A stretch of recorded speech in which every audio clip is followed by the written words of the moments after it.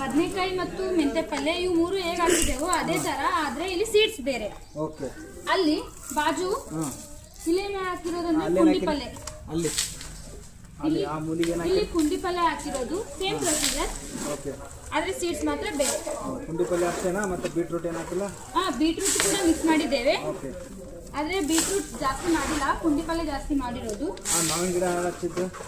ಮಾವಿನ ಗಿಡ ನಮ್ಮ ತಮ್ಮದವರು ಅಣ್ಣದವ್ರು ಹಚ್ಚಿರೋದು, ಅದು ಜಾಸ್ತಿ ದಿನ ಆಯ್ತು ಹಚ್ಚಿ. ಆದ್ರೆ ಅದಕ್ಕಿನ್ನ ಮಾವಿನಕಾಯಿ ಆಗಿಲ್ಲ, ಆಗುತ್ತೆ, ಇನ್ನ ಗಿಡ ಸಣ್ಣದಿದೆ. ಇಲ್ಲಿ ನೋಡಿ ಫ್ರೆಂಡ್ಸ್, ಜಾಪಲ್ಕಾಯಿ ಗಿಡ ಬಹಳಷ್ಟು ಚೆನ್ನಾಗುತ್ತೆ. ಅದಕ್ಕೆ ನ್ಯೂಟ್ರಿಷನ್ಸ್ ಅಂತ, ವಾಟರ್ ಅಂತ ನಾವು ಚೆನ್ನಾಗಿ ಕೊಟ್ಟಿರೋದು. ಅದರಿಂದ ಅದರ ಹಣ ಆಗ್ಲಿ, ಹಣ್ಣು ಫಲ ಕೊಡುತ್ತಲ್ಲ, ಬಹಳ ಸ್ವೀಟ್ ಆಗಿದೆ. ನೋಡಿ ಫ್ರೆಂಡ್ಸ್, ಇವರೆಲ್ಲ ನಮ್ಮ ಅಕ್ಕ ಅಣ್ಣದವರೆಲ್ಲ ಕಲಿತು ನಾವು ಹಾರ್ಡ್ ವರ್ಕ್ ಮಾಡಿರೋದ್ರಿಂದ ಅಷ್ಟೊಂದು ಫಲಿತಾಂಶ ಸಿಕ್ಕಿದೆ ನಮಗೆ. ನೋಡಿ ಫ್ರೆಂಡ್ಸ್, ಇದು ನಮ್ಮ ತೆಂಗಿನ ಗಿಡ. ಇದಕ್ಕೆ ತೆಂಗಿನಕಾಯಿ ಬಹಳ ಚೆನ್ನಾಗಾಗುತ್ತೆ.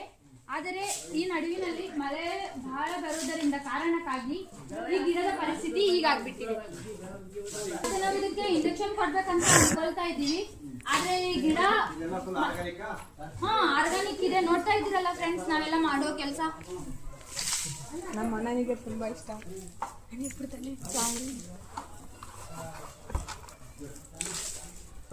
ಎಂದು